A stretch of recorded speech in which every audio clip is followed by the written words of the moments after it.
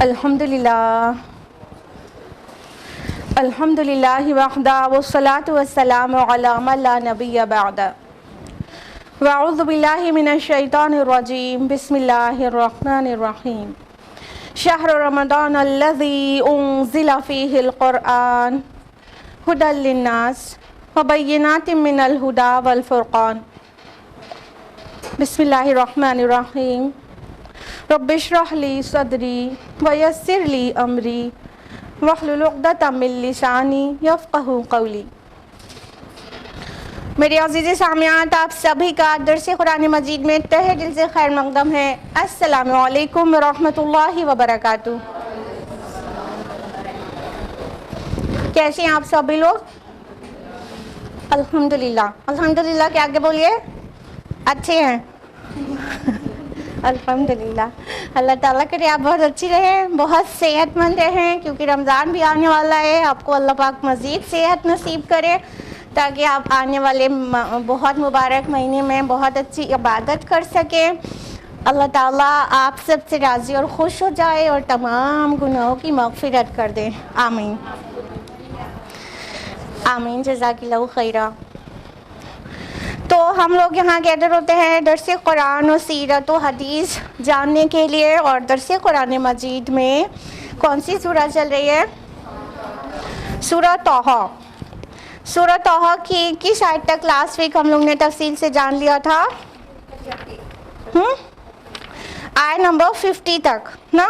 تو آیت number 50 onwards, آیت نمبر 51 آنورڈز ہم لوگ تفصیل سے جانیں گے اس ہفتے، لیکن اس سے پہلے ریویژن ایگزیکٹلی۔ تو ہم لوگ نے جو لاسٹ ویک ڈیٹیلز جانی تھی سورہ طٰہٰ کی، وہ کہاں سے تھی یاد ہے کسی کو؟ آیت نمبر 45 سے 50 تک تھی، ٹھیک؟ تو ہم لوگ 45 سے 50 تک کا ترجمہ جانیں گے ریویژن کی وجہ سے کے لیے۔ اعوذ باللہ من الشیطان الرجیم، بسم اللہ الرحمن الرحیم۔ آیت نمبر 45 کا ٹرانسلیشن ہے، انہوں نے عرض کیا، اے ہمارے پروردگار، ہمیں اندیشہ ہے کہ وہ اچانک ہمارے اوپر بھڑک اٹھے گا یا زیادتی کرے گا۔ کس نے عرض کیا؟ موسیٰ اور ہارون علیہما السلام نے۔ اور کون بھڑک اٹھے گا؟ فرعون، ٹھیک ہے؟ یعنی ہم بیچ سے شروع کر رہے ہیں تو آپ کو ریدم پتہ ہونا چاہیے۔ آیت نمبر 46 کا ٹرانسلیشن ہے، فرمایا تم ڈرو نہیں، یقیناً میں تم دونوں کے ساتھ ہوں، میں ہر بات سنتا اور دیکھتا رہوں گا۔ اللہ سبحانہ تعالیٰ نے کیسے زبردست سپورٹ نصیب کیا موسیٰ اور ہارون علیہ السلام کو کہ ارے نہیں، میں تمہارے ساتھ ہوں، جب میں ساتھ ہوں تو کس سے ڈرنا ہے؟ ہاں، اور ظاہر بات ہے انسان اگر یہ بات تصور کر دے کہ اللہ تعالیٰ اس کے ساتھ ہے تو کسی سے بھی نہیں ڈرے گا، کبھی بھی نہیں ڈرے گا۔ آیت نمبر 47 ہے، بس تم دونوں جاؤ اس کے پاس۔ کس کے پاس؟ فرعون کے پاس۔ تم دونوں جاؤ اس کے پاس اور اس سے کہو کہ بلا شبہ ہم دونوں رسول ہیں تیرے رب کی جانب سے، بس ہمارے ساتھ بھیج دے بنی اسرائیل کو اور انہیں عذاب میں مبتلا مت رکھ۔ یقیناً ہم آئے ہیں ایک نشانی لے کر تیرے رب کی طرف سے، اور سلامتی ان پر ہے جو ہدایت کا اتباع کریں۔ یعنی جو مشن لے کر موسیٰ علیہ السلام گئے تھے along with ہارون علیہ السلام فرعون کے پاس، وہ کیا تھا؟ ایک تو دعوت دینا توحید کی اور آخرت کی، اور ساتھ ہی میں بنی اسرائیل کو ریلیز کرانا، کیونکہ وہ پورا عذاب دے رہے تھے۔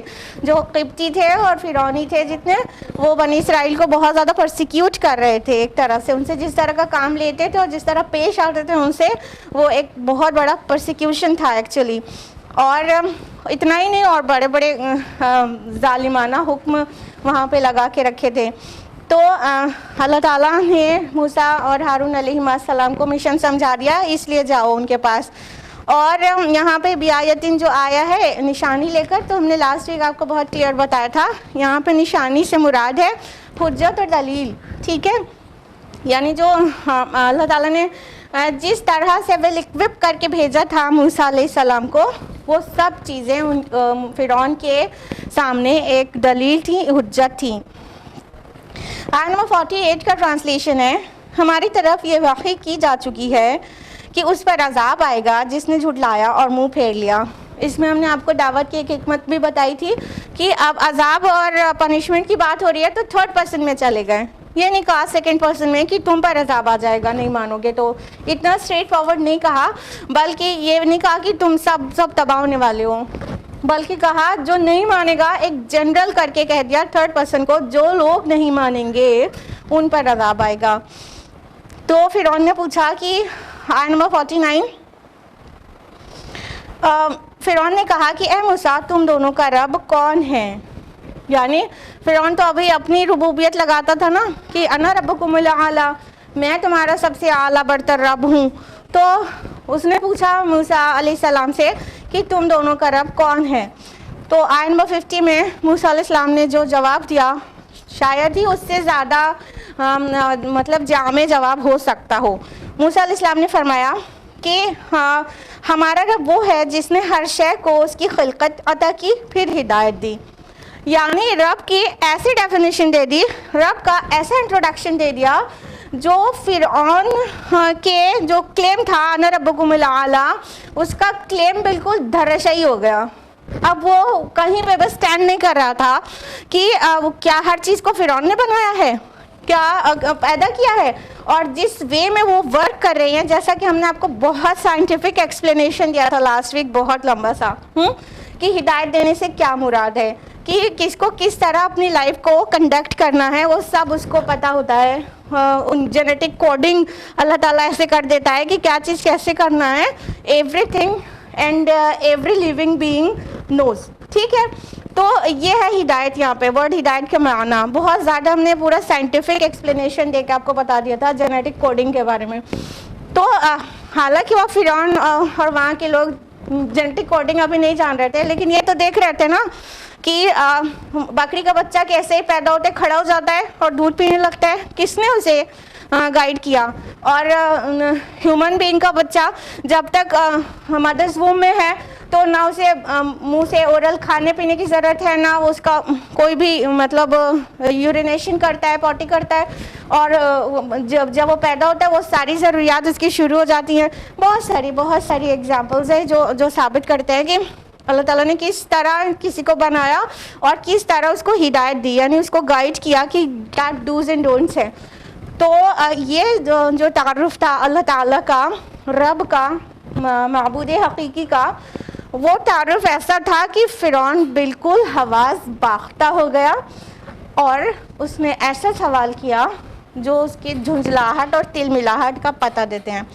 تو یہ تھی آیت نمبر 50، اور آج ہم لوگ تفصیل سے جانیں گے آیت نمبر 50 آن ورڈز، ٹھیک ہے۔ اعوذ باللہ من الشیطان الرجیم، بسم اللہ الرحمن الرحیم۔ قال فما بال القرون الاولی، فرعون نے کہا تو پھر پہلی نسلوں کا کیا ہوگا حال۔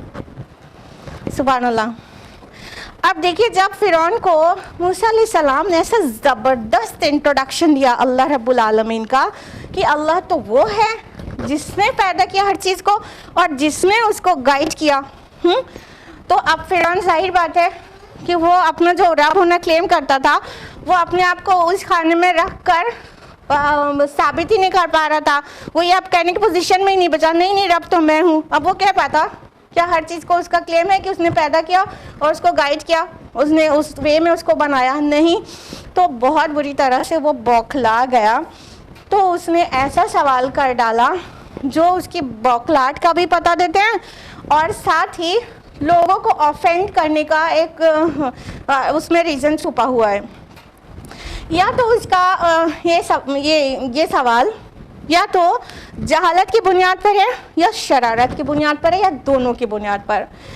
جہالت کی بنیاد پر ایسے کہ اچھا پھر سب گمراہ ہی ہیں، ہم سے ہمارے انسسٹرز جو ہیں، ہمارے فور فادرز جو ہیں وہ سب گمراہ ہی ہیں، تو مطلب تم بتا رہے ہو کہ جو رب ہے وہ ایک ہے اور وہ ان صفات کا حامل ہے تو رب ہے، تو جنہوں نے اس بات کو تمہاری نہیں مانا تو پھر کیا وہ سب گمراہ ہیں، وہ مس گائیڈڈ تھے؟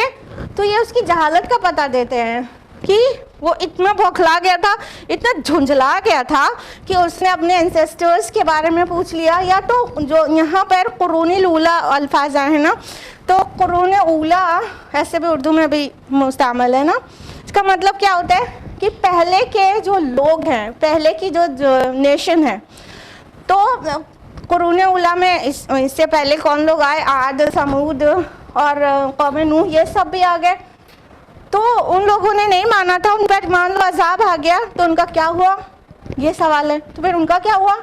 اور ہمارے فور فادرز نے نہیں مانا تھا یہ بات جو تم لے کر آج نئی آ گئے ہو، تو اس کے الفاظ میں بول رہے ہیں. تو پھر ہمارے فور فادرز کا کیا ہوا؟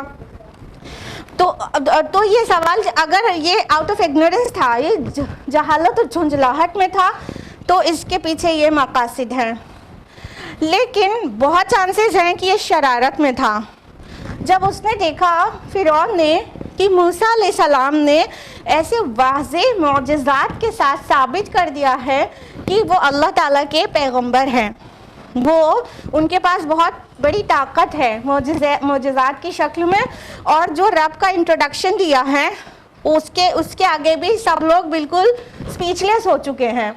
اور فرعون کو رب اعلیٰ ماننے سے ان کا دماغ میں کنفیوژن کریٹ ہو چکا ہے.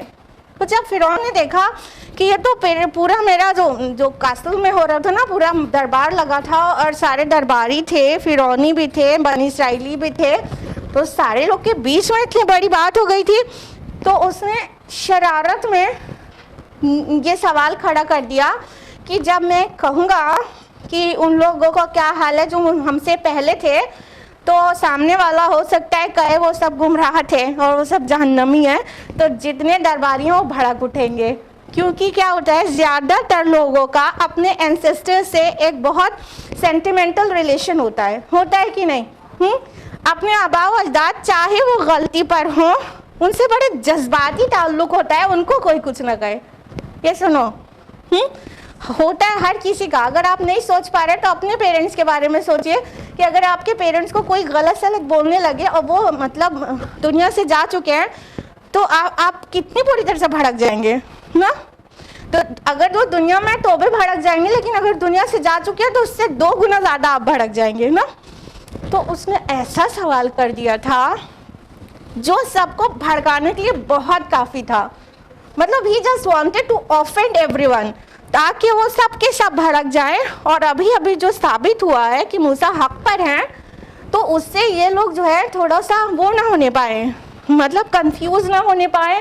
اور فرعون کی جو اپنی وہاں پر خدائی چل رہی تھی اس سے جو ہے مطلب اعلان برات نہ کر دے اور سارا تختہ پلٹ یہیں کہ یہیں نہ ہو جائے. تو وہ اتنا زیادہ بوکھلا گیا تھا، تو ایسا شرارت بھرا سوال اس نے کیا کہ اچھا تو پھر پہلی نسلوں کا کیا ہوگا؟ بس وہ چاہ رہا تھا ابھی کہہ دیا جائے وہ سب گمراہ ہیں، وہ سب جہنمی ہیں، جہنم کا کنڈا ہے، جہنم کا ایندھن ہے، اور یہاں پر بازی اس کے حق میں چلی جائے فرعون کے، اور موسیٰ علیہ السلام کے خلاف سب لوگ ہو جائیں. جو کہ ابھی ثابت ہو چکا کہ موسیٰ علیہ السلام ایک دو بہت پاورفل معجزات لے کر آئے. تو اللہ رب العالمین کا جیسا انٹروڈکشن دیا تھا، یہ بھی تو یہ سب کچھ کی وجہ سے وہ بہت زیادہ مطلب پریشان ہو گیا تھا، گھبرا گیا تھا.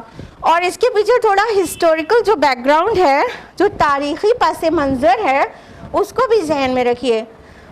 بات یہ تھی کہ جب فرعون جس کی یہاں پہ بات ہو رہی ہے وہ رول کر رہا تھا، تو اس وقت موسیٰ علیہ السلام جب مدین جانے سے پہلے اسرائیلیوں کی کافی فیور کرنے لگے تھے، کیونکہ ان پر ظلم ہو رہا تھا. اور کوئی بھی سلیم الفطرت انسان ہو، اگر نبی نہ بھی ہو تو بھی وہ ظلم کو بہت زیادہ ہوتا ہوا برداشت نہیں کرے گا، بولنا شروع ہی کر دے گا، تو بولے گا ہی. تو موسیٰ علیہ السلام نے بولنا شروع کر دیا تھا ان کے فیور میں، بنی اسرائیل کے. تو فرعون کو یہ بات اور فرعونیوں کو یہ بات بہت زیادہ ناگوار گزرتی تھی. ساتھ ہی وہاں پر دین توحید ایگزسٹ کرتا تھا. یہ مطلب قبطی نہ مانے تو اسرائیلی تو توحید پر تھے نا، وہ تو اللہ تعالیٰ کو ایک مانتے تھے. تو اسرائیلیوں کی جو وہاں پہ پاپولیشن تھی وہ اراؤنڈ 10% تھی، اور 10% پاپولیشن بھی کہیں پہ بھی کسی کی بھی ہو تو کم نہیں مانی جاتی، 10% بھی اچھی خاصی مانی جاتی ہے. تو چونکہ اسرائیلیوں کی جو تعداد ہے وہ اور ان کا مذہب جو ہے وہ، اور اب موسیٰ علیہ السلام اور زیادہ ان کے بیچ ان کا فیور کرنے لگے ہیں، تو اس کی وجہ سے کہیں نہ کہیں اس کو اپنے مطلب حکومت میں خطرات نظر آنے لگے تھے. ٹھیک ہے.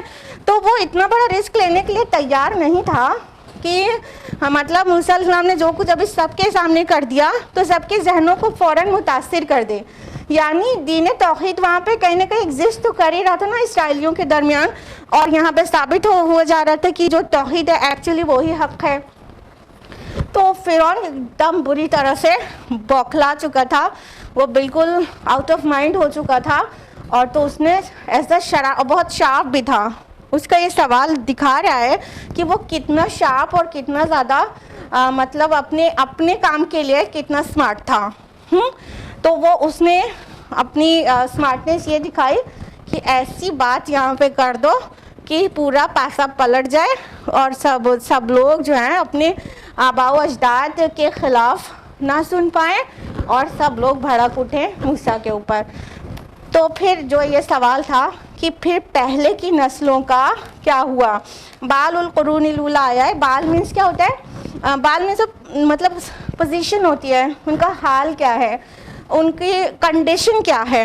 ٹھیک ہے, تو اس نے کیا کیا کہ کنڈیشن پوچھی. اور یہ انتہائی جہالت بھرا سوال بھی ہے.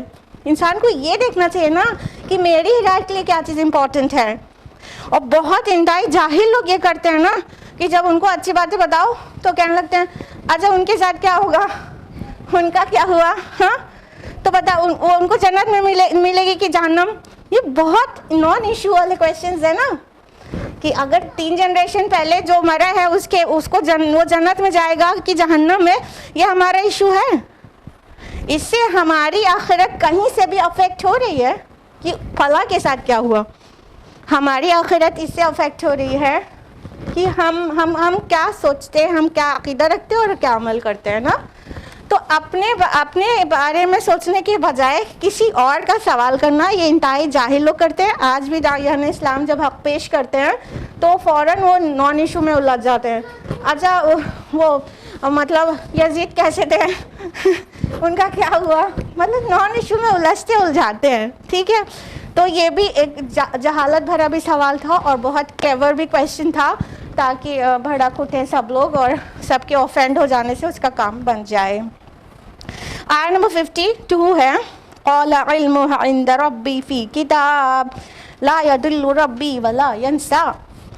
موسیٰ علیہ السلام نے کہا ان کا علم میرے رب کے پاس ایک کتاب کے اندر ہے, میرا رب نہ تو بھٹکتا ہے اور نہ ہی بھولتا ہے. سبحان اللہ. موسیٰ علیہ السلام نے ایسا جواب دیا کہ وہ چاروں خانے چت ہو گیا. موسیٰ علیہ السلام نے کیا کہا؟ بالکل بھی نہیں کہا کہ وہ سب گمراہ تھے, وہ سب جہنم میں ہیں. نہیں کہا. یہ بھی نہیں کہا بے مقصد نہیں ٹھیک ہے وہ جنت میں چلے جائیں گے. نہیں کہا.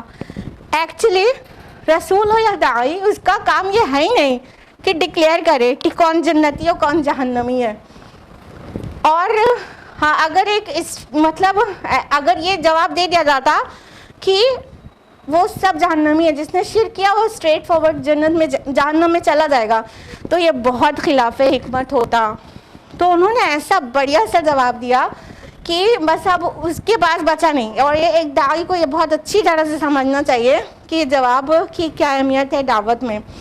کہا کہ اس کا علم تو میرے رب کے پاس ہے کتاب میں. یعنی میں تم سے یہ کلیم کرنے تھوڑی آیا ہوں کہ تم کو جنت کا سرٹیفکیٹ دے دوں یا جہنم کا یا تم سے پہلے کے لوگوں کا. میرے رب کے پاس ہے اس کا علم. اور اس میں بہت ساری مطلب اللہ تعالیٰ کی صفات کا بھی پتہ چل رہا ہے کہ وہ دعوت دے رہے ہیں کہ اللہ تعالیٰ کے یہاں نہ بھول چوک کچھ بھی نہیں ہوتی. جو آگے بات کنٹینیو ہوئی لا یضل ربی ولا ینسا, میرا رب نہ ہی بھٹکتا ہے اور نہ ہی بھولتا ہے. دو یضل ورڈ آیا ہے, اس کا دلال سے ہے. تو دلال میں کیا ہوتا ہے, کسی جگہ سے بھٹک جانے کو دلال کہتے ہیں. ٹھیک ہے, غیر المغضوب علیہم ولا الضالین, ضالین جو ورڈ ہے یہ وہی دلال ہے. تو یہ دال کیا ہوتا ہے, مطلب جو راستے سے بھٹک گیا ہو. It is related to a place, it is related to track. جیسے کوئی راستے پہ جا رہا تھا اور وہاں سے ڈیویٹ ہو جائے تو کہیں گے کہ وہ مطلب دال ہے, وہ دلال میں پڑ گیا, وہ بھٹک گیا. اور آگے جو کہا ولا ینسا, اور وہ بھولتا نہیں ہے. یہ کیا ہے؟ حافظے سے کوئی چیز نکل جانا ہے. ٹھیک ہے.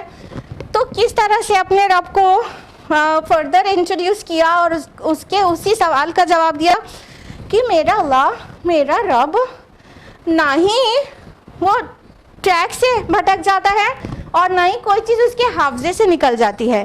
یعنی جتنے لوگ مر گئے ہیں ان سب کے ساتھ 100% جسٹس ہوگا. کیونکہ جسٹس نہ ہونے کی دو ہی وجہ ہو سکتی ہے. یا تو جو مطلب کوئی انسان بھٹک گیا ہو راہ سے، بھٹکنے کی وجہ سے وہ جسٹس اس کے ساتھ نہ ہو پائے کہ ایویڈنسز تھے وہ جھوٹے کریٹ کر لیے گئے، تو اس کو جب دیا گیا تو جو جج ہے وہ مطلب بھٹک گیا. ٹھیک ہے، وہ جسٹس نہیں کر پایا، وہ بھٹک گیا. یا تو نسیان کی وجہ سے ہوتا ہے، کوئی چیز کوئی انسان پہلے جانتا تھا بعد میں بھول گیا، تو بھول کی وجہ سے ہو سکتا ہے کہ اس کے ساتھ انصاف نہ ہو. تو اللہ رب العالمین کے لیے یہ سب اللہ کی شان سے ماورا ہے کہ وہ کبھی بھٹک جائے یا بھول جائے. اس کا مطلب یہاں پر اللہ سبحانہ و تعالیٰ کی عظیم صفت کا بیان ہے کہ وہ مطلب جسٹ ہے، وہ منصف ہے، وہ العادل ہے. تو یہاں پہ بات کا جواب بھی ہو گیا اور اللہ تعالیٰ کی بہت اچھا سا ایک اور تعارف چلا گیا کہ اس کا علم میرے رب کے پاس ہے. یعنی میرا یہ کام نہیں ہے کہ میں جسٹس کروں یا تو میں سرٹیفکیٹ دوں جنت یا جہنم کا، یا کسی کو ڈکلیئر کروں کہ ہدایت پر یہ کہ گمراہ ہے. یہ میرا کام نہیں ہے. میرا کام ہے میسج کو پہنچانا. یہ اپنے آپ میں انڈرسٹوڈ بات ہے. میرا کام ہے میسج کو پہنچانا، یہ میرا کام نہیں ہے. تو اس کا علم اللہ تعالیٰ کے پاس بالکل محفوظ ہے. کہاں ہے؟ کتاب میں. اور کتاب کون سی کتاب کی بات ہو رہی ہے؟ ایگزیکٹلی لوح محفوظ کی بات ہو رہی ہے. تو وہ سب کچھ، سب کی ڈیڈ، سب کچھ ریٹن وہاں رکھا ہے. ہر چیز لوح محفوظ میں، کتاب مکنون میں پریزروڈ ہے، اور وہاں پہ کسی کے ساتھ انجسٹس نہیں ہونے والا. تو اس سے پہلے کے جو لوگ تھے، چاہے عاد و سمود ہو اور قوم نوح ہو یا تمہارے آبا و اجداد ہو، 1 2 4 10 20 جنریشن پہلے کے لوگ ہوں، تمہارے جو بھی انسسٹرز ہیں، وہ سب کیسے تھے؟ اللہ تعالیٰ کی ذمہ ہے ان کا فیصلہ. اللہ کے پاس پورا علم ہے اور نہ ہی وہ بھولتا ہے اور نہ ہی وہ بھٹکتا ہے.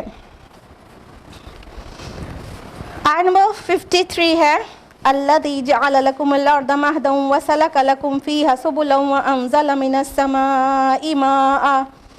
وہی ہے جس نے زمین کو تمہارے لیے بچھونا بنایا اور اس میں تمہارے چلنے کے لیے راستے بنائے اور آسمان سے پانی نازل کیا. فَأَخْرَجْنَا بِهِ أَزْوَاجًا مِّن نَّبَاتٍ شَتَّىٰ. پھر ہم نے اس پانی سے نکالے طرح طرح کے نباتات. اب دیکھیے، موسیٰ علیہ السلام سے پوچھا تو گیا تھا کہ جو قرون اولیٰ کے لوگ ہیں ان کا کیا حال ہے، لیکن انہوں نے اس جواب کو دینے کے ساتھ ساتھ اس سے پہلا والا جو کویشچن تھا فمن ربکما یا موسیٰ، اے موسیٰ تم دونوں کا رب کون ہے، اس کے جواب کو کنٹینیو کر دیا. یعنی اس جواب کو دینے کے ساتھ ساتھ کہ ان کا کیا ہوگا، قرون اولیٰ کے لوگوں کا کیا ہوگا، وہ جواب بھی دیا اور ساتھ ہی بات کو اپنی کنٹینیو کر دیا اور رب کون ہے اس کا تعارف فردر بیان کرنا شروع کر دیا. ٹھیک ہے، اللہ تعالیٰ کی اور صفات اور اللہ تعالیٰ کے احسانات جو ہیں وہ بیان کرنا شروع کر دیا. تو یہاں پہ یہ والی آیت میں آیت نمبر 52 میں یہ بات مکمل ہو جاتی جو پریویس کویشچن تھا کہ اس کا علم میرے رب کے پاس ہے، میرا رب نہ بھولتا ہے نہ بھٹکتا ہے. یہ بات مکمل ہو جاتی، لیکن انہوں نے اپنی بات کو کیری آن کر دیا. کیا کہا؟ وہی ہے. یعنی تم اس اللہ کے بارے میں، رب کے بارے میں اور جاننا چاہتے ہو تو وہ رب وہ ہے جس نے زمین کو تمہارے لیے بچھونا بنایا. اب دیکھیے یہ قرآن مجید کی خصوص میں سے ہے، خصائص میں سے ہے کہ خصوص سے عموم کی طرف وہ بڑھتا ہے. کویشچن اسپیسیفک تھا لیکن آنسر اسپیسیفک دینے کے بعد جنرلائز کیا جا رہا ہے. یہ قرآن مجید کی مطلب یہ بہت بڑی شان ہے کہ خصوص سے عموم کی طرف بڑھنے لگتا ہے. تو کیا بتایا گیا کہ وہی ہے جس نے تمہارے لیے زمین کو بچھونا بنایا. مہدا آیا ہے, مہدا وہ کریڈل کو کہتے ہیں, ٹھیک ہے. تو اللہ تعالیٰ نے زمین کو کریڈل بنایا, یعنی جیسے بچہ پالنے میں سوٹیبل جگہ پر ہوتا ہے, ویسے ہی زمین کو تمہارے لیے بالکل سوٹیبل بنایا اور ہموار کر دیا اور بچھا دیا اور تمہارے چلنے رہنے بسنے لائق بنایا, ٹھیک ہے. اور آگے فرمایا وَسَلَكَ لَكُمْ فِيهَا سُبُلًا, اور تمہارے لیے اس میں چلنے کے لیے راستے بنائے. سلک سلوک معنی جانتے ہیں کیا ہوتا ہے؟ سلوک ورڈ اردو زبان میں بھی بہت مستعمل ہے. تو سلوک کا معنی ہوتا ہے راستے کا پتہ چلنا, ٹھیک ہے. سلوک میں چال چلن بھی ہوتا ہے, سلوک میں معاملہ بھی ہوتا ہے. اور مسلک اسی سے ہے. مسلک آپ لوگ سنتے ہیں نا, 4 مسلک ہے. مسلک کیا ہے؟ چلنے کا جو طریقہ ہے وہ مسلک ہے. اور یہ جو سلک کا ورڈ لازم میں بھی آتا ہے, متعدی میں بھی آتا ہے, یعنی چلنا اور چلانا دونوں کے معنی میں آتا ہے. تو جب یہ کہا جا رہا ہے کہ اس نے زمین کو تمہارے لیے بچھا دیا, بچھونا بنا دیا, بہت کمفرٹیبل تمہاری جو لائف سروائیول کے لیے ہر ایک چیز اس میں رکھ دی, اور ساتھ ہی کہا اس میں راستے بنائے. تو سلکا مینس یہ ہوتا ہے کہ راستہ, اور اس کا مطلب یہ بھی ہوتا ہے کسی چیز کو کسی چیز میں پرونا, اسٹریچ کر کے پرو دینا. جیسے دھاگے کو اسٹریچ کر کے موتی کے اندر پرو دیں تو وہ بھی سلکا کے معنی میں آتا ہے. تو یہ مطلب ایسا ہے جیسے کہیں اونچائی نیچائی ہے زمین پر اور کہیں پانی ہے, ٹھیک ہے, اس کے درمیان میں انسان کے لیے کمفرٹیبل چلنے کے راستے اللہ نے بنا دیے ہے کہ نہیں ہے. اگر چلنے کے راستے نہ ہو, ہر جگہ پہاڑ اور ندی ہو, تو چلے کیسے؟ ادھر امیجن کیجئے خالی پہاڑ اور پانی ہو تو چلے کیسے انسان نا.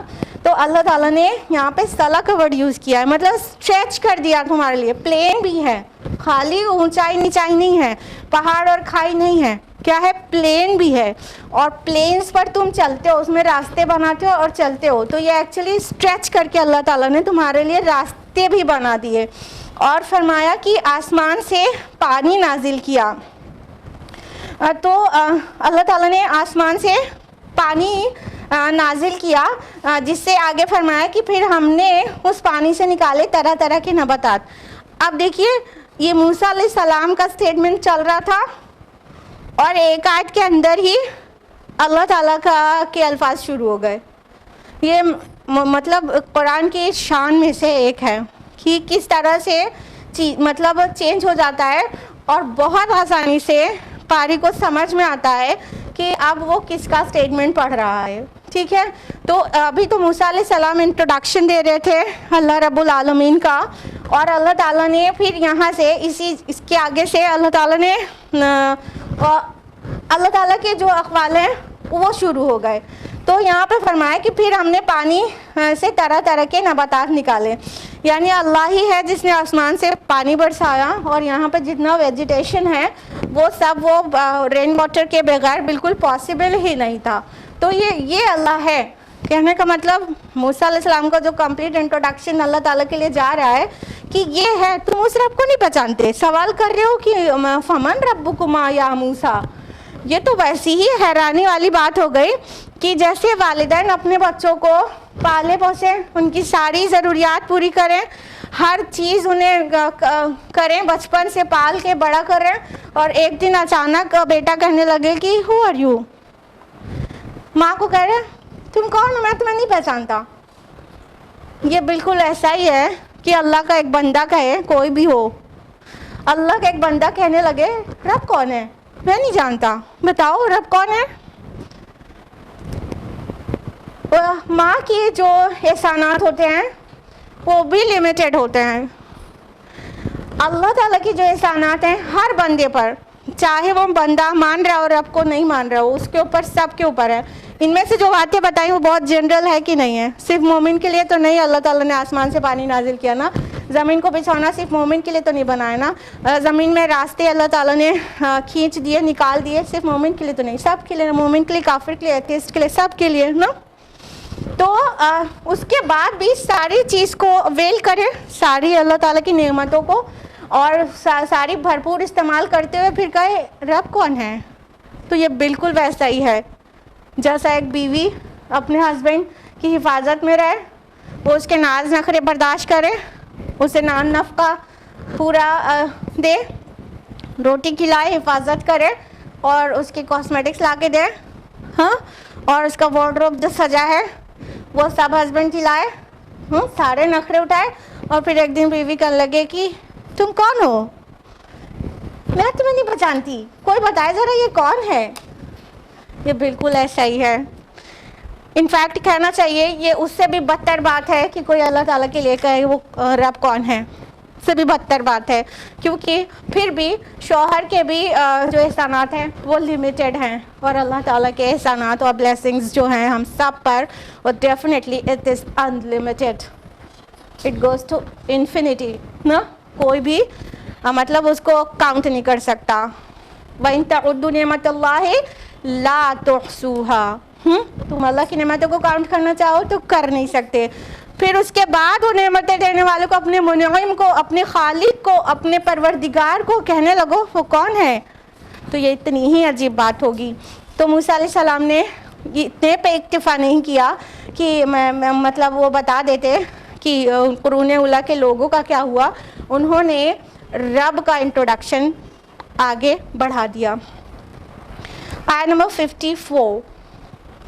قُلُوا وَارْعَوْا أَنْعَامَكُمْ إِنَّ فِي ذَلِكَ لَآيَاتٍ لِأُولِي النُّهَىٰ. کھاؤ تم خود بھی اور چراؤ اپنے مویشیوں کو بھی، یقیناً اس میں نشانیاں ہیں عقل مندوں کے لیے. دیکھیے یہاں اس کے اوپر کہا گیا کہ آسمان سے پانی برسایا، پھر اگلی آیت میں کہا گیا کہ مطلب تم کھاؤ اور تم خود بھی کھاؤ وہ نباتات جو اگ رہی ہیں، اور اس سے اپنے مویشیوں کو بھی کھلاؤ. تو یہاں پر کلو کھانے کے لیے آیا، کھاؤ، ورعو اور چراؤ. راعین مینس کیا ہوتا ہے؟ حفاظت کرنا. حفاظت دونوں طرح سے ہوتی ہے کسی چیز کی، ایک تو کھلا پلا کے، ٹھیک ہے، اسے ضرورت کی چیز پہنچا کر، اور دوسرا اس کی ڈینجر سے حفاظت، ٹھیک ہے، یہ دونوں ہی طرح سے حفاظت ہوتی ہے. تو راعین مینس یہ حفاظت کرنا ہوتا ہے. اور آپ لوگ نے والی حدیث بھی سنی ہوگی، کلکم راعین، تم میں سے ہر کوئی چرواہا ہے، ٹھیک ہے. راعی کس کو کہتے ہیں؟ گڈریا کو کہتے ہیں. چرواہا جو ہوتا ہے وہ دونوں طرح سے ان کو چراتا ہے، ان دونوں طرح سے حفاظت کرتا ہے نا. ایک تو کھلا کے، کھلانا بھی اب مطلب لائف سروائیول کے لیے امپورٹنٹ ہے تو وہ بھی حفاظت ہے، اور کوئی جانور، کوئی بھیڑیا آ کے کھا جائے اس سے بچانا، یہ بھی حفاظت ہے. تو دونوں طرح سے کرتا ہے نا. وہی لفظ یہاں پر آیا ہے کہ ورعو اور چراؤ اپنے مویشیوں کو. انعامکم، نعام مینس ہوتا ہے اونٹ، ٹھیک ہے، کیمل. اور انعام کہتے ہیں ان مویشیوں کو جس میں اونٹ بھی ہو، ٹھیک ہے. نعام مینس اونٹ ہوتا ہے، اور انعام ان سارے مویشیوں کو کہتے ہیں جن کے بیچ میں اونٹ بھی ہو. تو فرمایا کہ تم کھاؤ، خود بھی کھاؤ، یعنی وہ جو نباتات ہیں، وہ جو بھنڈی ہے، وہ جو ایپل ہے، اور وہ جو انار ہے، اور وہ جو بادام ہے، ہاں ورائٹی میں آپ امیجن کر لیں، ہاں، اور جو سارے پلسز ہیں، اور گیہوں ہے، اور روٹی ہے، وہ سب کس کے حکم سے نکلتی ہے؟ اور زمین کو اس کے لیے اللہ تعالیٰ نے سوٹیبل بنایا نا. اوپر سے پانی کون برساتا ہے؟ زمین کو سوٹیبل کس نے بنایا؟ نباتات اگنے کے لیے، ویجیٹیشن کے لیے اللہ تعالیٰ نے نا. تو اللہ تعالیٰ فرما رہے ہیں کہ تم خود بھی کھاؤ اور اپنے مویشیوں کو بھی چراؤ، اور یقیناً اس میں نشانی ہے عقل مندوں کے لیے. تو یہاں پہ لِأُولِي النُّہَىٰ آیا ہے. نوحہ نہیں ورڈ آپ لوگ بہت اچھی طرح جانتے ہیں نا، بچوں سے کرتے ہیں ایسا نہیں کرو، نہیں جانتے نا. It is to deny something نا، کسی چیز کا انکار کرنے کے لیے ہوتا ہے. تو نہیں مینس ہوتا ہے انکار، منع کرنا کسی چیز سے. تو نہیا مینس ہوتا ہے روکنا، to prevent someone to do something, ٹھیک ہے. تو عقل روکتی ہے نا رانگ ڈیٹ سے, رانگ ایکشن سے روکتی ہے نا. تو عقل کو یہاں پر نہا جو ہے وہ عقل کے لیے آیا ہے, یعنی عقل روکتی ہے. اور انہا انتہا کو بھی کہتے ہیں, انتہا کنکلیوژن کو, ٹھیک ہے. تو عقل کنکلیوژن نکالتی ہے نا کہ ایک سمجھدار انسان کو کیا چاہیے کہ اپنی آئیز اور اپنی ایئر سے سینس ڈیٹا قبول کرے, فیڈ کرے, اپنے مائنڈ میں ڈالے, پروسیس کرے, کنکلیوژن نکالے کیا صحیح کیا غلط ہے, ٹھیک ہے. تو اب کنکلیوژن نکالنے کا کام عقل ہی کرتی ہے نا, کہ آپ لوگ کی آنکھیں کرتی ہیں, کون کرتا ہے؟ عقل ہی کرتی ہے نا, یہ جو برین ہے سر کے اندر وہی کرتا ہے نا. تو سینس ڈیٹا تو ہم لیتے ہیں یہ آئیز اور ایئرز اور اسکن اور وہ ٹنگ سے, لیکن کنکلیوژن نکالنے کا کام ہماری عقل ہی کرتی ہے. تو انہا کنکلیوژن انتہا کو کہتے ہیں. تو اس طرح سے بھی یہ معنی عقل کا ہی نکل رہا ہے, نہا. تو اس میں نشانیاں ہیں کن کے لیے؟ اولی نہا کے لیے, عقل والوں کے لیے جن کے پاس عقل ہے. اب کیا ہے کہ یہ ساری فیسلٹیز جو اللہ تعالیٰ نے رکھ چھوڑی ہے زمین پر, وہ بہت لوگ اویل کرتے ہیں, بہت لوگ. لیکن اس کے بارے میں سوچنا, غور کرنا, پونڈرنگ کرنا, کنکلیوژن نکالنا, صحیح اور غلط کا فرق سمجھ جانا, غلط کو چھوڑ دینا, صحیح کو قبول کرنا, یہ عقل والے ہی کر سکتے ہیں. ورنہ چیزیں تو سب کے اراؤنڈ ہے. اللہ تعالیٰ کی آیات تو پورے آفاق میں اور انفس میں سب میں بکھری ہوئی ہیں, لیکن اس پر پونڈرنگ وہی لوگ کرتے ہیں جو عقل والے ہیں. ایکچولی قرآن نے عقل والے انہی کو کہا ہے, ان کو نہیں کہا ہے عقل والے جن کو جو کمپٹیٹیو ایگزام میں بہت اچھے رینک لا سکتے ہیں اور بہت ہائی سیلری جاب پا سکتے ہیں, ان کو عقل والے ایکچولی نہیں کہا ہے قرآن نے. قرآن نے عقل والے ان کو کہا ہے جو ان کے اراؤنڈ جو بھی سائنس ہے, سائنس SCIENC, سائنس نہیں, SIGNS, سائنس, آیات. جو بھی اللہ تعالیٰ کی آیات ہیں ان کو دیکھتے ہیں آنکھوں سے, سنتے ہیں کانوں سے, دماغ میں پروسیس کرتے ہیں, کنکلیوژن نکالتے ہیں کہ بارش ہو رہی ہے, میں نے کیا ایفرٹ کیا کہ بارش ہو جائے, اور اگر نہ ہوتی تو کھانے کو کہاں سے ملتا, سوکھا پڑ جاتا اور کرائسس ہو جاتی فوڈ کی. اور ہوائیں چل رہی ہیں, ہوا میں چلتی تو بادل کبھی گیدر ہی نہیں ہوتے اور بارش کے لائق ہی نہیں بنتے. اور یہ سمندر سے پانی ایوپوریٹ ہو رہا ہے, یہ اگر اپنے آپ نہ ہوتا رہتا, سورج کی گرمی ان پر نہ پڑتی اور یہ اپنے آپ نہ ہوتا رہتا تو بارش کیوں کر ہوتی. یہ سورج جو چمک رہا ہے وہ نہیں چمکتا رہتا, اور 20-25 دن ہم سے دور چلا جائے اور زمین پر سورج کی روشنی ہی نہ پڑے, ٹیمپریچر اس کا ہیٹ ہم کو نہ ملے, تو 1 مہینے میں تو پورے پوائزنس ہو جائے گا ایوری تھنگ. یعنی فوڈ بنا بنایا بھی ہوگا وہ بھی پوائزنس ہو جائے گا. تو یہ سب کون سوچتا ہے؟ یہ ہمارے ہاتھ ہیں, یہ پکڑنے کے لیے بہت سیٹیبل ہیں. ہمارے پیر ہیں, وہ اس طرح سے ان کا فزیکل میک اپ ہے کہ ہم چل آسانی سے سکتے ہیں. خالی نیچے کا فٹ ایریا کٹ جائے تو کھڑا نہیں ہو سکتا نا انسان. تو کھڑے ہونے اور چلنے کے لیے ہمارا پورا باڈی کا ویٹ بیلنس کرنے کے لیے, چاہے 150 کلو کا ہی انسان کیوں نہ ہو, چاہے 200 کلو کا ہی کیوں نہ ہو, اس کے فٹ کیپیبل انف ہیں کہ وہ اس کو کھڑا رکھ سکیں اور چلا سکیں. ہماری آنکھیں ہمارے دیکھنے کا کام کرتی ہیں, اور ہمارا ڈائجیشن, ہم منہ سے کھانا لیتے ہیں اور واش روم میں جا کے اس کو ایکسکریٹ کر دیتے ہیں. اس کے بیچ کے پروسیس میں ہمارا ایک بٹ بھی ایفرٹ نہیں لگتا. لگتا ہے کیا کہ HCL آپ لوگ لے کر آتے ہیں کہیں سے, HCL لے کر آتے ہیں جو فوڈ کے ڈائجیشن کے لیے بہت بیسک نیسیسٹی ہے. جن لوگوں نے سائنس اور فزیولوجی پڑھا ان کو پتا ہے کہ اگر مطلب HCL نہیں بنے تو فوڈ کا ڈائجیشن کیسے ہو پائے. اور اسٹمک کو فوڈ اسٹور کرنے کے لیے سوٹیبل, آنتوں کو ایبزارپشن کرنے کے لیے سوٹیبل, اور بلڈ کو ہر جگہ نیوٹریشن پہنچانے کے لیے کیپیبل. یہ سب کس نے بنایا؟ اللہ تعالیٰ نے. کس نے بنایا؟ اللہ تعالیٰ نے. बड़े बड़े साइंटिस्ट हो जाते हैं और रब के बारे में नहीं जानते रहते, बड़े बड़े वो मास्टर्स कर लेते हैं, एमएससी कर लेते हैं, रब को नहीं पहचानते रहते। अब ये कितनी अजीब बात है। तो अक्ल वाले वो हैं जो जिनके पास पीएचडी की डिग्री है, डॉक्टर की डिग्री है, या वो साइंटिस्ट हैं, या वो इंजीनियर्स हैं, या वो ब्यूरोक्रेट हैं, उसको वो अक्ल वाले नहीं हैं। कुरान की रोशनी में कौन अक्ल वाला है? जो अपने अराउंड फैले हुए अल्लाह की आयत, अल्लाह की निशानियों पर गौर करते हैं, कंक्लूजन निकालते हैं और राइट पाथ को इख्तियार कर लेते हैं, वो अक्ल वाले हैं।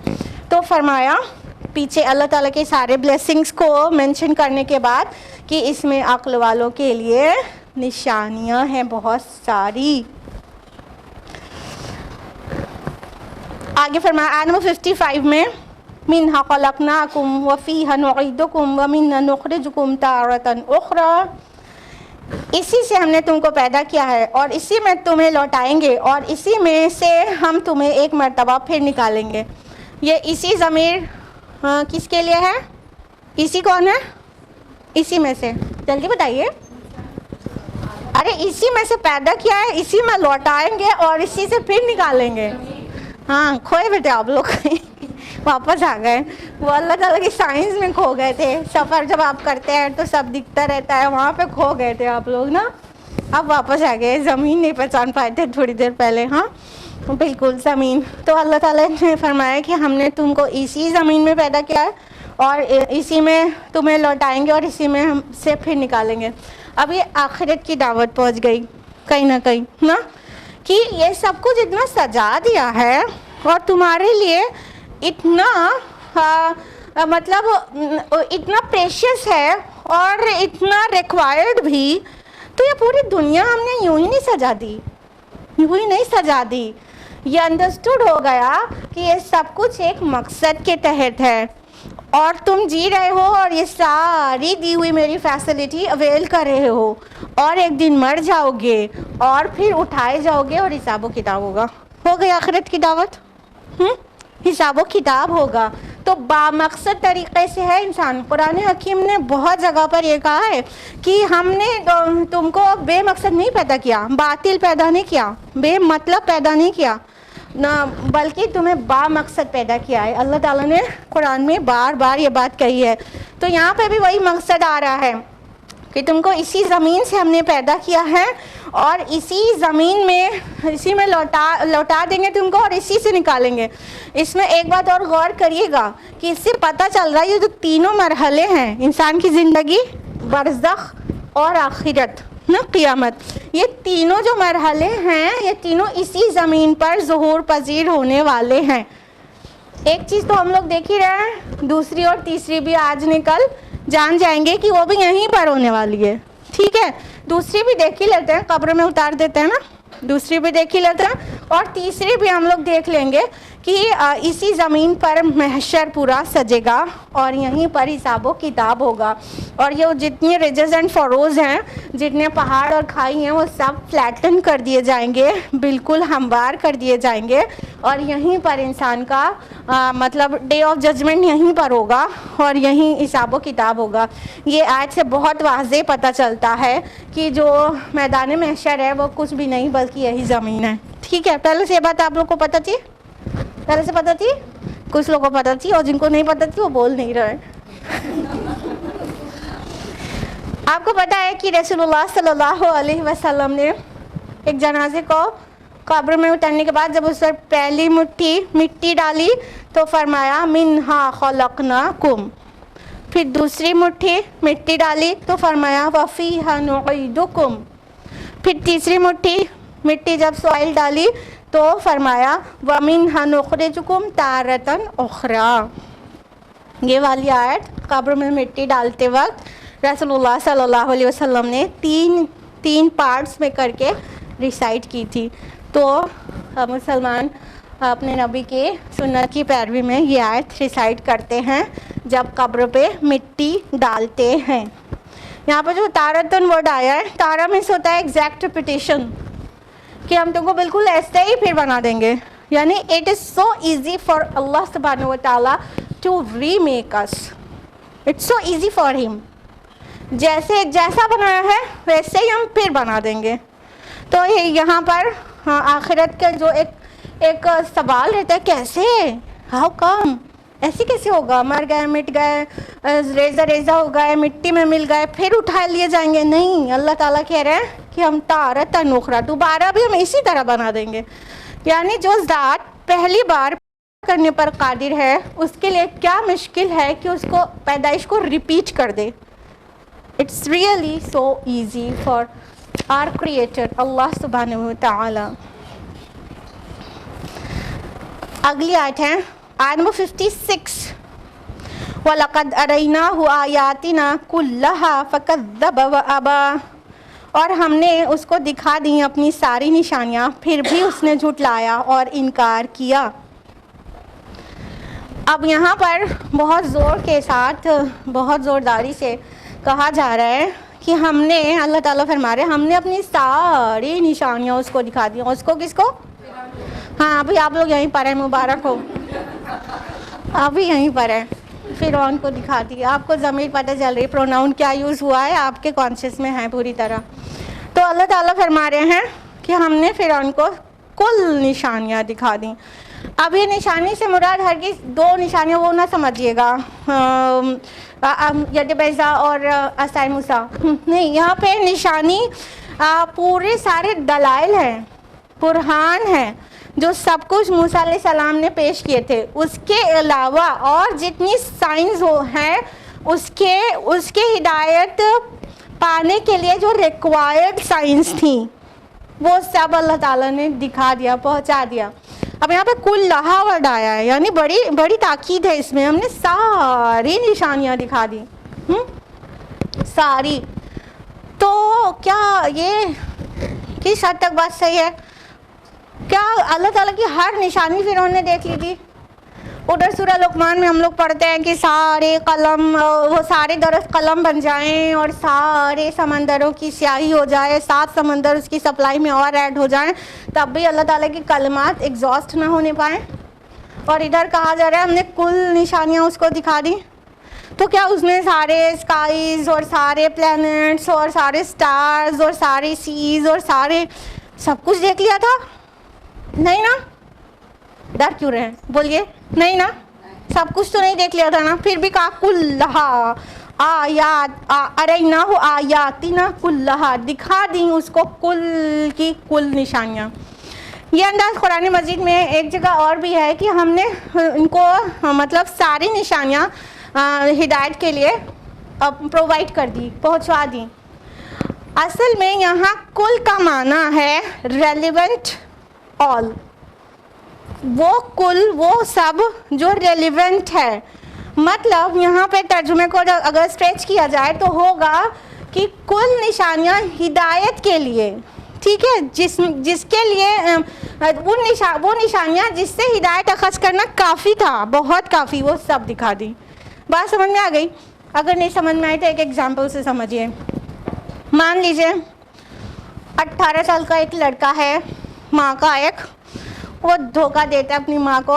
کوچنگ جانے کے بہانے وہ گرل فرینڈ کو لے کے گھوم رہا تھا، ٹھیک ہے. اب ماں کو اندازہ نہیں تھا، وہ اپنے بچے کو بڑا نیک اور صالح اور بہت بھولا سمجھتی تھی. ہاں، جب اسے پتہ چلا کہ وہ گرل فرینڈ کو گھما رہے ہیں، کہہ رہا تھا کہ کوچنگ گئے ہیں، تو اسے تکلیف ہوگی نا. پھر جب وہ آئے گا تو اسے ڈانٹے گی بھی اور شکوہ بھی کرے گی، اور کیا کہے گی؟ میں نے تمہیں کیا نہیں دیا، سب کچھ دیا، تمہاری اپ برنگنگ کے لیے، تمہاری خوشی کے لیے، تمہارے ایجوکیشن کے لیے میں نے تمہیں کل چیزیں پرووائڈ کی، اس کے بعد بھی تم نے مجھے یہ دن دکھایا. بولے گی اب یہ کل چیزیں کیا ہیں؟ کیا اس نے ایفل ٹاور بھی دیا؟ کیا اس نے تاج محل بھی لا کے دیا؟ ہاں، کیا کل کیا؟ بالکل، اب آپ سمجھ گئے، ایگزامپل سے سمجھ گئے نا. اس کی پرورش کے لیے، اس کی تربیت کے لیے، یا اس کی ضرورت کے لیے جو بھی چیز کی ضرورت تھی وہ سب اس نے دیا نا. یہی تو اس کے کل کا مطلب ہوا. میں نے کل چیزیں تمہیں دی، تمہارا ابھی 18 سال ہونے تک میں نے ہر چیز تمہاری قدموں میں لا کے ڈال دیا، پھر بھی تم نے مجھے یہ دن دکھایا.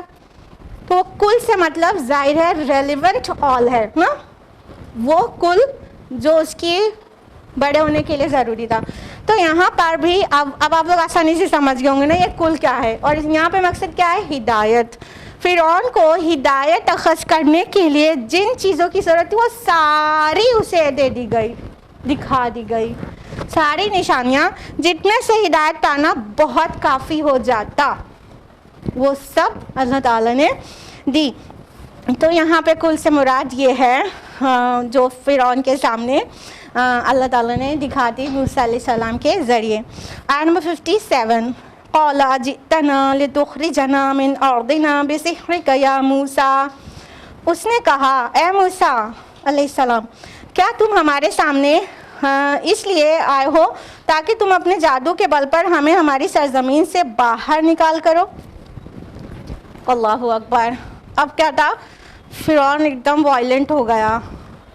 جب اس کے چاروں خانے چت ہو گئے، جب وہ موسیٰ علیہ السلام کے دکھائے معجزات کا کوئی جواب نہیں سوجھ رہا تھا اس کو، اور جو موسیٰ علیہ السلام نے اللہ رب العالمین کا تعارف کرایا اس کا کوئی جواب اس کے پاس نہیں تھا، اپنے کو وہاں فٹ کرنے کی کوئی گنجائش نہیں بچی تھی، تو وہ اب اس نے پیٹرا بدلا. کیا کہنے لگا کہ موسیٰ تم یہاں اس لیے آئے ہو کہ اپنے جادو کے بل سے ہم کو یہاں سے نکال کر باہر کر دو. یعنی کہ وہ یہ درباریوں کو اپنے لیے تو کہیں نہ کہیں دماغ میں سمجھ ہی گیا ہوگا کہ کیا صحیح کیا غلط ہے، لیکن لوگوں کو دکھا رہا تھا تاکہ کوئی مطلب انفلوئنس نہ ہونے پائے موسیٰ سے. تو وہ کیا کہنے لگا کہ تم مطلب جادو کے زور سے ہم کو نکالنا چاہتے ہو، یعنی یہ جو کچھ تم نے دکھایا ہے وہ نرا جادو ہے، اور جادو پہ تم اس لیے دکھا رہے ہو کہ ہم کو کک آؤٹ کر دو اور ہم یہاں سے نکل جاؤ اور تم رول کرو.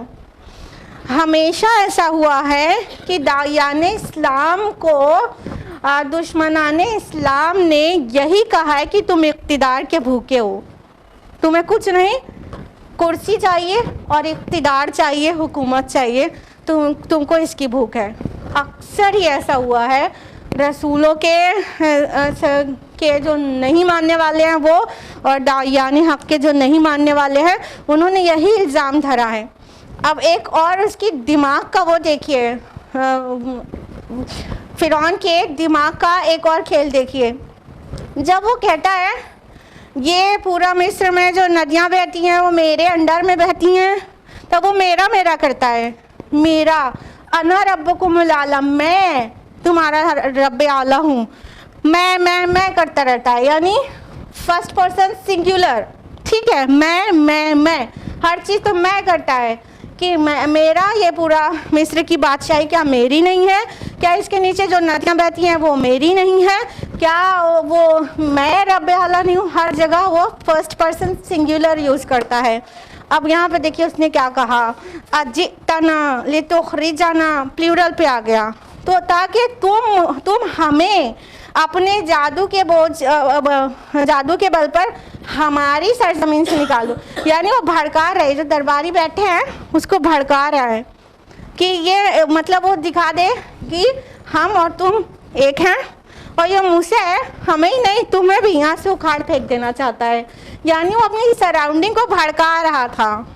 جو پیچھے والی آیت سے بھی ہم لوگ کو پتہ چلا تھا نا، آیت نمبر 51 میں کہ قال فما بال القرون الاولیٰ، وہ بھی اس کو بھڑکانے کے لیے تھا نا کہ قرون اولیٰ کے لوگوں کا پھر کیا ہوا تاکہ وہ لوگ بھڑک جائیں. یہاں پہ پھر بھڑکا رہا ہے کہ ہاں تم چاہتے ہو ہمیں، یعنی سارے فرعون اور فرعونی، سارے قبطی اور جتنے لوگ بھی، ایون آپ کو اگر پتہ ہے تو ٹھیک ہے، نہیں پتہ ہے تو جان لیجئے کہ اس کے سلطنت میں بہت سارے بنی اسرائیلی بھی تھے، مطلب بڑے بڑے عہدے پر. ایسا نہیں تھا کہ خالی قبطی ہی تھے آیان سلطنت میں، کئی اسرائیلی بھی تھے.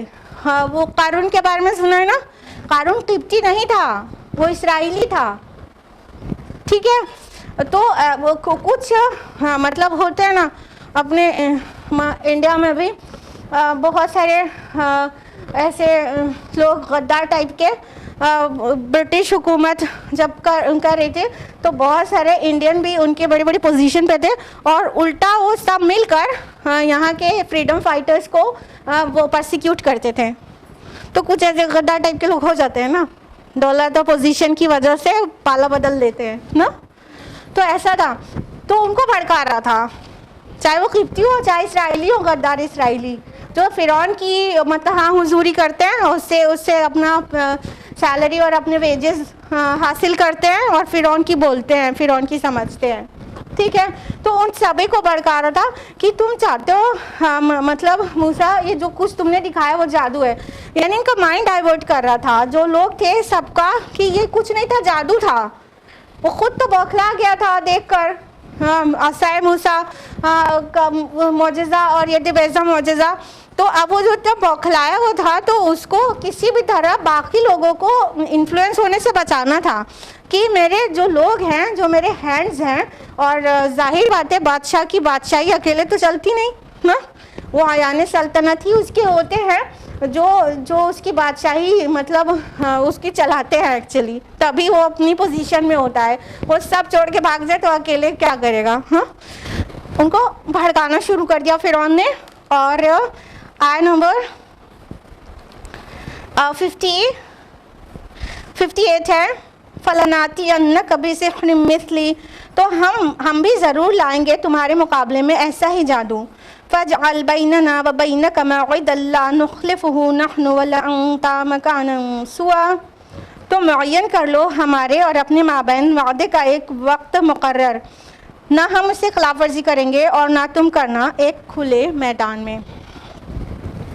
तो मूसा अलैहिस्सलाम को किस तरह से वो सबके सामने मतलब उनका जो इम्प्रेशन था उसको डाइल्यूट करना चाह रहा था कि तुम जादू लेकर आए हो तो हम भी जादू लेकर आएंगे, हम भी जादू लेकर आएंगे और हमारे और तुम्हारे दरमियान मुकाबला होगा। यानी अब सबको सोचने पे मजबूर कर दिया। खुद तो सबसे ऊंची वाली चेयर पे है ही, ठीक है, हुकूमत उसके हाथ में है ही, बाकियों को ये सोचने पे मजबूर कर रहा है कि ये कुछ नहीं था, जादू था और कोई बड़ी बात नहीं है, हमारे पास भी बड़े बड़े जादूगर हैं, तो हम लोग भी अपने जादूगर लेके आएंगे और मूसा के साथ मुकाबला कराएंगे और कोई मतलब जो वादा हो जाएगा हम दोनों के बीच तो वो उस वादे का कोई भी खिलाफ नहीं करेगा। मौइद वर्ड आया है ना, तो मौइद ज़मान और मकान दोनों का वादा, यानी जो टाइम एंड प्लेस जो सेट होगी वो टाइम प्लेस का ना हम वो करेंगे उसको भूलेंगे और ना तुम उसका वादा खिलाफी करोगे। और मकानन सुआ लफ्ज़ आया है ना, तो सुआ वर्ड जो है इसका मतलब होता है एक मतलब तो होता है वस्त, बीच में, ठीक है। तो यानी जो जगह सेलेक्ट की गई या की जाएगी वो जगह हमारे और तुम्हारे बीच में होगी, यानी ये फ़िरौनी और किप्ती से भी ज़्यादा दूर नहीं होगी और इसराइली शहर के किनारे पर आबाद थे। हमने शायद किसी दर्स में आपको बताया था इसी में सूरह तौहा के दरमियान ही कि वो मतलब जो शहर के एकदम किनारे पर आबाद थे, बहुत बुरा सुलूक होता था उनके साथ, एकदम मतलब शहर निकाला जैसा दिया हुआ था, बस उनको इस्तेमाल करते थे। तो कहा कि जो मौइद है वो एक तो वस्त में होगा, दूसरा सुआ का माना सपाट और हमवार के भी होते हैं, तो वो जो जगह होगी वो खुला मैदान होगा, वो प्लेन होगा, सपाट जगह पे करेंगे ताकि जो सबसे दूर है वो भी उसको देख सके। यानी ऊंचाई नीचाई होती तो फिर नीचाई पे होता तो ऊंचाई पे होता तो दूर वाला नहीं देख पाता, तो मकानन सुआ यानी जो फर्देस्ट पर्सन है वो भी उसे देख सके, एकदम प्लेन पर होगा और बहुत बड़ी ह्यूज क्राउड के सामने होगा और हम में से कोई भी इसकी खिलाफ वर्जी नहीं करेगा, ये कहा फ़िरौन ने।